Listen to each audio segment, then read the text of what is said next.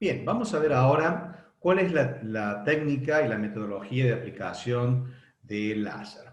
Me pareció oportuno dividirlo de esta manera. Primero, tener en cuenta una preparación de la zona que se va a tratar. Segundo, conocer la potencia real del láser que tenemos, la modalidad de aplicación y la dosis energética que vamos a necesitar. Vamos a hablar un poquito de cada uno de ellos. En cuanto a la preparación de la zona, es fundamental que, como vamos a actuar directamente sobre la piel y el cabezal, el aplicador se va a colocar, puede colocarse apoyando directamente sobre la piel o a una ligera distancia. El tema es que si uno lo deja a distancia, no puede ser preciso y va a estar desplazándose, por lo tanto la aplicación va a ser directa. Al ser directa, necesitamos que la piel esté limpia, esté desgrasada, ¿sí? Entonces, es importante que ustedes preparen previamente, limpien con una gasa o con un algodón, con alcohol para quitar la grasita de la piel, y en lo posible, si ustedes han elegido o han hecho otra terapéutica o deciden en su protocolo hacer, por ejemplo,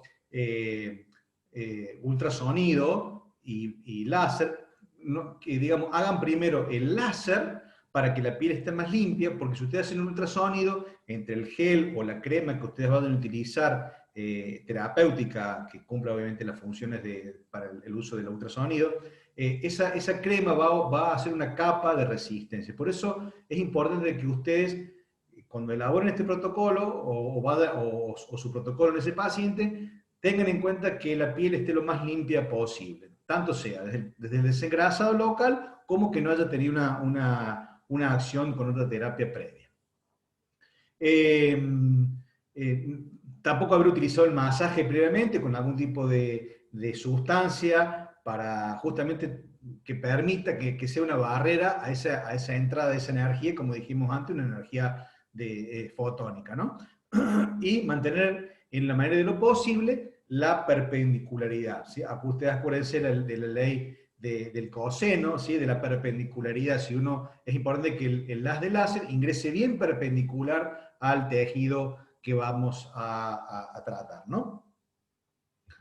En cuanto a la potencia de los láser, es importante conocer que los láseres se expresan en watt, y en realidad el término correcto es miliwatt. El watt es una intensidad sumamente alta. Cuando está expresado en watt, necesitamos conformar lo que es la potencia media del equipo. Nos hace que tenemos que hacer otra fórmula más, ¿sí?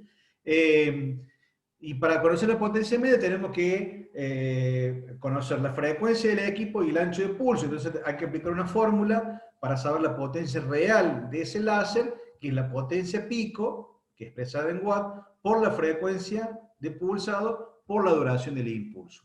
Esto lo hacíamos antes, digamos, y con algunos equipos que todavía siguen emitiendo en base a esta información, y lo que hace es que tenemos que estar construyendo una tabla y demás. Por suerte, la tecnología nos está ayudando, nos ha ayudado mucho, y generalmente los equipos ya vienen prefijados y ya vienen, por ejemplo, de una gama desde los 10 miliwatts a los 100 miliwatts, ¿sí? Entonces ya no, esta fórmula que tenemos acá, que yo se la señalo a los fines didácticos solamente, por suerte no tenemos que hacerla. Pero si a ustedes les llega a tocar un equipo que expresa su unidad en base a frecuencias, duración del impulso y potencia pico, fundamentalmente la potencia pico es porque el láser emite en forma pulsada. Y tengo una emisión determinada en un determinado punto, pero tengo una parte donde no emite. Entonces tengo que sacar una potencia media. Al no haber emisión fotónica, no hay nada, tengo que sacar la potencia real. Esa potencia real se denomina potencia media. Eso lo evitamos hoy en día con equipos más nuevos, que prácticamente ya en un panel nos permite determinar los valores, y ya el equipo nos dice es de tantos miliwatts fijo. La potencia real de este equipo es de tanto. También es importante conocer que, como vamos a utilizar muchos láseres de diodos semiconductores, no son visibles a los humanos, los equipos tienen un detector, ¿sí? de haz, que nos permite, que nos dice que el equipo está funcionando, ¿sí? Porque ustedes en una aplicación de diodo no van a tener una visión, no van a ver el haz del láser como si fuera un puntero láser, ¿sí? Porque la emisión, la longitud de onda de 904 nanómetros, lo que dijimos antes, lo que hace que está sea no visible para el ojo humano. Bien, entonces, punto fundamental, entonces, primero la higiene de la zona y los cuidados previos, de no haber hecho una terapéutica previa que haga que haya una barrera en la piel. Luego, conocer la potencia real del equipo. Y por otro lado, en cuanto a la modalidad de aplicación, lo ideal es colocar el electro, el aplicador directamente de forma puntual. Hay diferentes formas. Hay el modo puntual, que es el que yo les rescato como principal, donde se coloca el aplicador y se deja allí el tiempo que sea necesario para lograr la terapéutica, que la vamos a ver en la última parte. Hay una técnica de barrido, que es la misma técnica puntual, en realidad, pero que se coloca el aplicador y se va deslizando en un determinado punto. Luego hay son técnicas indirectas que se llaman baño, es decir, en realidad lo que tiene el láser es un aplicador, tiene un haz divergente, que lo que hace ahí es ya deja de ser, si bien es direccionable, pero utiliza como un spot, es decir, abre y ocupa mayor superficie. Ahora, al ocupar mayor superficie, la densidad energética deja de ser realmente, uno pierde cierta noción de la cantidad, digamos, de energía que está depositando en un determinado punto. Y la otra modalidad, la cuarta modalidad, digamos, remarcada, es utilizando ese haz divergente que hace como un spot, en este caso un láser visible, y el pincelado es ir desplazando, ¿sí? El aplicador está a distancia y estoy desplazando. Estas dos modalidades no nos garantizan realmente la eficacia del depósito, digamos, del láser. Nosotros consideramos, como cátedra, que la aplicación ideal es la aplicación puntual. Repito, es la que aplicamos de manera perpendicular el haz directamente sobre el punto que yo voy a tratar para producir ese efecto terapéutico. Lo recomendable entonces es la aplicación puntual, pero si puedo tener una determinada zona, es hacer pequeños depósitos, ¿no es cierto?, a una distancia entre punto y punto de 1 a 2 centímetros. Aquí tenemos unos ejemplos, por ejemplo, una herida, una cicatriz. Para facilitar la cicatriz puedo ir aplicando diferentes puntos, ¿sí?, a 1 centímetro de depósitos en cada uno de estos sectores. Puedo luego, si quisiera, unir estos puntos aplicando de manera con una técnica de barrido, es decir, voy desplazando el cabezal, pero lo principal es que ustedes hagan los depósitos puntuales teniendo en cuenta una separación de 1 a 2 centímetros. Aquí tenemos en otro caso, en el área de la aplicación también de dermatología, diferentes parrillas de puntos, ¿sí?, que lo vamos colocando. Obviamente está marcado aquí con un lápiz termográfico, no marcamos. Si yo marco con un lápiz termográfico, tiene que ser un lápiz especial, porque ya la tinta va a significar una barrera. Por lo tanto, esto es solamente a manera didáctica, ¿no? ¿Sí? O tengo que utilizar un lápiz especial que no haga de barra. Entonces, los depósitos que yo voy a ir haciendo allí de manera puntual, con la separación que acabamos de señalar recién como una posibilidad, ¿no? Es decir, recuerden, tratar pequeñas zonas delimitadas, ¿sí?, y más o menos superficiales. No hay un consenso generalizado en el tema de cuántas sesiones diarias. Eso es muy amplio, porque va a depender. Si yo quiero regenerar un tejido epitelial, por ejemplo, por una cicatriz, una quemadura, o haya habido alguna situación, digamos, una apertura de una herida, por ejemplo, necesito aplicar de manera prácticamente diaria, ¿sí? Y quizás varias sesiones durante un determinado periodo hasta que se produzca el efecto terapéutico de deseo, que es la cicatrización o la unión de esas heridas, ¿no? Pero generalmente se habla desde sesiones diarias, en casos donde yo necesite regenerar un tejido epitelial, a sesiones de intermedias en otro tipo de patologías, como algún tipo de patología tendinosa, donde no necesite una activación de de la neoformación de colágeno o donde tengan que generar nuevos vasos sanguíneos, que quizás sea en una lesión reciente, una lesión donde ha habido una lesión de esta estructura, ¿no? De lesiones de vasos, rupturas y demás. Y en algunos casos se habla de hasta 1 o 2 meses de tratamiento. Bien, algo muy importante era conocer la densidad de la energía, es el valor más importante. La dosis energética, ¿sí?, que se expresa en Joule por centímetro cuadrado, ¿no? ¿Se acuerdan que hasta ahora hemos hablado de la potencia del láser expresada en miliwatt y los Joule? Lo más importante de esto es conocer son los Joule que yo voy a aplicar. Los Joule es la cantidad, es la dosis energética, es decir, cuántos energía se necesita para desencadenar el proceso bioquímico, ¿sí?, bioeléctrico, bioenergético y terapéutico. ¿Sí? Es la cantidad de dosis, por ejemplo, de un medicamento para producir un determinado fenómeno. Esto es lo que ustedes necesitan conocer en el láser fundamentalmente. Es decir, lo que hace la densidad de energía es cuantifica cuánta energía es la que es depositada en la superficie para luego desencadenar esos fenómenos biológicos. Aquí tenemos una tabla que es variada, como un efecto, digamos, como una guía. ¿Sí? Si yo quiero trabajar sobre un proceso analgésico y su origen el origen del proceso es muscular, digamos, se puede trabajar de 2 a 4 Joule, si es articular, el doble, de 4 a 8 Joule. Si hablamos de un proceso inflamatorio, podemos trabajar de 4 a 6 Joule, en crónicos de 4 a 8 Joule, y en el caso de una reparación tisular, se habla de 8 hasta 20 a 24 Joule por centímetro cuadrado. ¿Sí? O sea, eso es más o menos, fíjense ustedes que la intensidad, la densidad energética es relacionada al efecto que yo quiero producir.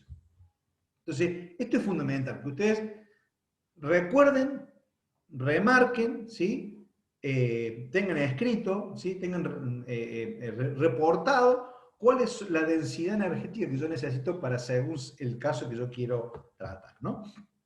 Entonces me pareció oportuno sacar, hacer una fórmula muy simple, ¿sí?, que es cuánto es el tiempo, porque de alguna manera yo para producir esta densidad de energía, yo tengo que conocer, ya conozco esta densidad de energía, pero tengo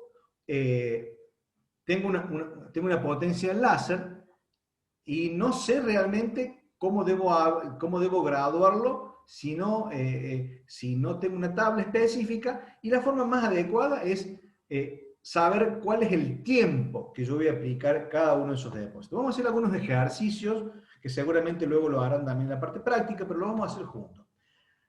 Esta fórmula es importante que ustedes también la conozcan, es el tiempo de aplicación. El tiempo de aplicación, que se expresa en segundos, va a estar dada por la densidad de energía que yo quiero lograr por la superficie del spot. El spot es la superficie de descarga, ¿no es cierto?, de lo que emite el diodo, y es generalmente uniforme, es de 0,1 centímetro cuadrado. Esa medida es fija. Sobre la potencia expresada en watt. Recuerden que hablamos antes de que los láseres se decían, el watt es muy alto, porque la energía en watt un watt es mucha energía, entonces se habla de miliwatt. Tenemos que reducirlo a watt, llevarlo a watt para poder sacar esta forma. Entonces tenemos, fíjense, entonces decía energía deseada, la superficie de depósito sobre la potencia en watt. Entonces, un ejemplo, tenemos un láser de 10 miliwatts, ¿sí? ¿Cuál será la fórmula? Dice, si yo quiero generar 5 joules de densidad de energía, ¿sí?, con una superficie de depósito de 0,1. Entonces yo voy a cambiar la densidad de energía, que son los 5 joules, por 0,1, y yo acá llevé este láser de 10 miliwatts, lo llevé, ¿no es cierto?, a miliwatt, centiwatt, deciwatt, watt, ¿sí? Y ahí pongo la coma y ahí pongo el 0. Esto es medidas de reducción que seguramente ustedes la habrán visto en el primario, ¿sí? Entonces, cuando hacemos esta fórmula nos dice que yo voy a necesitar aplicar con este láser, que es de 10 miliwatts, ¿sí?, para obtener 5 joules, 50 segundos, por punto. Por punto. Vamos a hacer otro ejemplo más para que vayamos comprendiéndolo. Otro caso, yo tengo un láser de 20 miliwatts, ¿sí? 20 miliwatts, dijimos que podían ser venían láser de 10 miliwatts hasta 100 miliwatts, ¿no? Incluso hay algunos más grandes todavía. Entonces tenemos este láser de 20 miliwatts, ¿sí? Y yo quiero efectuar un depósito, lo mismo que el anterior, ¿sí? 5 joules, ¿sí? De densidad de energía. ¿Cómo será la fórmula? Cambio los, digamos, los valores, tengo 5 joules por 0,1, que es la superficie de depósito, sobre los 20 miliwatts, nos va a dar 25 segundos, ¿sí? Es decir, si yo comparo este ejemplo con este otro, ¿qué sacamos como conclusión? Que en este caso, como es un láser que tiene más potencia, tiene el doble de potencia, voy a necesitar la mitad del tiempo, de 25 segundos, cuando en el anterior necesitaba 50 segundos, ¿sí? Otro ejemplo, yo tengo ahora un láser que quiero producir la misma densidad de energía, 5 joules, ¿sí? Pero tengo un equipo de 50 miliwatts. ¿Qué es lo que nos va a dar? Cuando hacemos el cambio de valores, nos va a dar que necesitamos solamente 10 segundos por punto. ¿Qué les quiero decir con esto? Absolutamente todos los láseres sirven. Desde el más pequeño de todo, el 10 miliwatts, hasta el de 100 miliwatts. ¿Sí? Todos sirven. La diferencia va a estar dada fundamentalmente en el tiempo de aplicación. Fundamentalmente eso. Porque todos van a llegar a producir la energía, nada más que van a necesitar diferentes tiempos. Entonces, eso es una forma elemental de comprender. Vamos a hacer otro caso más, vamos a jugar un poquito. Ahora yo quiero lograr quiero producir 8 joules, ¿sí? Por centímetro cuadrado de densidad de energía, y tengo un equipo de 10 miliwatts. Nos va a dar, fíjense ustedes, cuando yo hago el cambio de valores, 8 joules por 0,1, recuerden que este valor es uniforme porque es la superficie de depósito del cabezal, digamos, del diodo que apoya en la piel, nos va a dar 80 segundos.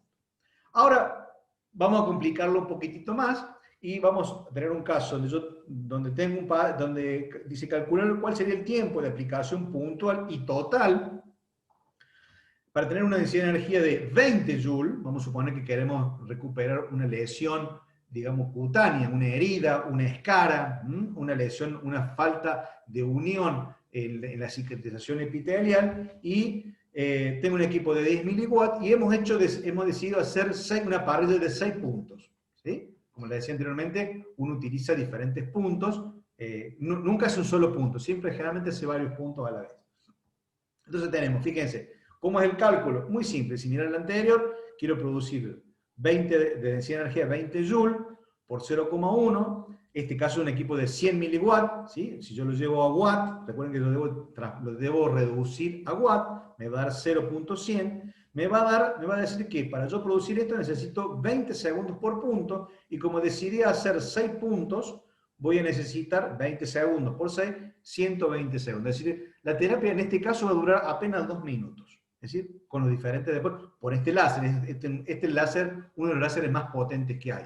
Si yo jugara y tuviese un láser de 10 miliwatts, en vez de 100, de 10 miliwatts, obviamente el tiempo va a ser mucho mayor. Esto lo vamos a trabajar seguramente en los prácticos para que ustedes interpreten un poco mejor esta temática. Y antes de pasar a algo más, obviamente el láser de mayor potencia o de menor potencia también tiene otros elementos, ¿no? En este caso, por ejemplo, les quiero mostrar una pantalla que en realidad a veces el equipo, la tecnología nos ha ayudado, y lo que nos permite definir, por ejemplo, uno puede cargar cuántos joules necesita hacer en ese punto, cuántos puntos va a hacer. Por ejemplo, en este caso uno decidió hacer 5 puntos, ¿sí? Y lo que les va a permitir hacer es calcular automáticamente. O sea, ustedes no tienen que hacer ningún tipo de cálculo, porque ya programan el equipo automático. Esta fórmula se la hace el equipo solo. Ahora, si usted tiene un equipo de 10 miliwatts, posiblemente, o un equipo que ya tenga algunos años, quizás este panel no lo tengan que hacer ustedes manualmente. Y les estoy mostrando en realidad cómo se hace, cómo se lleva a ese tiempo. Es decir, para decir todos los láseres sirven, nada más que modifica según sean las prestaciones que tenga ese equipo, para saber realmente con cuánta facilidad puedo usar ese equipo digitando solamente parámetros, o con cuánto tengo que construir. pero todos los láseres, absolutamente todos los láseres, sirven. Con respecto a algunas precauciones a tener en cuenta, por ser algo muy importante, el láser está categorizado entre lo que se llaman los niveles de seguridad, ¿sí? Y medidas de seguridad para láseres son lo que se denominan clase 3. Los clase 3 son aquellos láseres o el tipo de energía que pueden dañar la retina y el globo ocular, ¿sí? Por lo tanto, y más aún en la terapia de diodo, es decir, de láseres que no son visibles, más aún con esos casos, deben utilizarse gafas protectoras, tanto sea para el paciente como para ustedes. Así estén trabajando en la zona de la espalda del paciente o del tobillo del paciente, ¿sí? Es fundamental de que sea tratado, que se utilicen estos elementos protectores para evitar el daño irreversible de la retina. También es importante de que ustedes eviten superficies reflectantes en el consultorio, por ejemplo, cuando ustedes tengan sus propios consultorios, traten de que las pinturas, ¿sí?, sean de tipo mate. Esto les sirve para otro tipo de energías, para que realmente no haya reflejo de energía. No utilicen zonas espejadas, donde tienen los elementos de fisioterapia, o superficies reflectantes.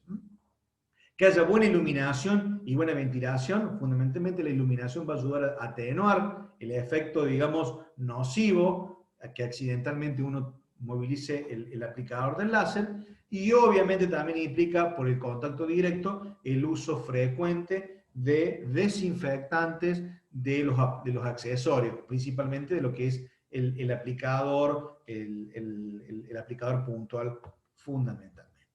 Bien, entonces, en los prácticos vamos a ver algunos casos de ejemplo y, resumiendo esta terapéutica, recordar, por un lado, la ventaja que tiene el láser con relación a otros tipos de terapéutica, que es depositar una alta cantidad de energía.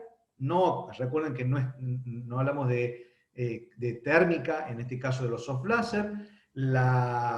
La ventaja de la gran absorción, digamos, en los tejidos, una energía de más del 80% que ha absorbido, eso lo hace realmente legible. Y por otro lado, elijan patologías o abordajes terapéuticos donde sean zonas pequeñas, delimitadas y más o menos superficiales, ya que su acción, si bien hay una penetración mayor de un láser con el otro, no nos interesa cuánto penetra ese láser, nos interesa cuánto es absorbido, ya que los fenómenos terapéuticos se producen, o los fenómenos biológicos se producen en la epidermis y en la dermis, es decir, en el primer centímetro y medio aproximadamente de atravesar la piel, ¿sí? Así que bueno, luego va a estar soportado esto con una información teórica y luego lo vamos a sacar algunas dudas en los prácticos.